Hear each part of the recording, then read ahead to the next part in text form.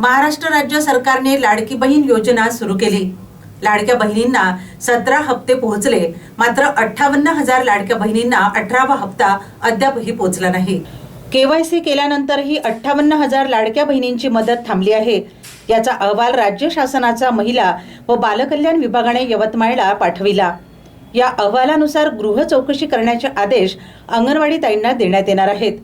पुढील 4 दिवसात याचा अहवाल महिला व बालकल्याण विभागाकडे द्यावा लागणार आहे।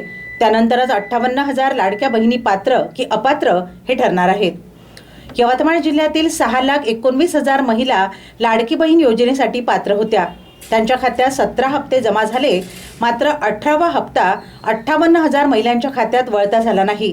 त्यामुळे धास्तावलेल्या महिलांनी महिला व बालकल्याण विभागाकडे धाव घेतली होती।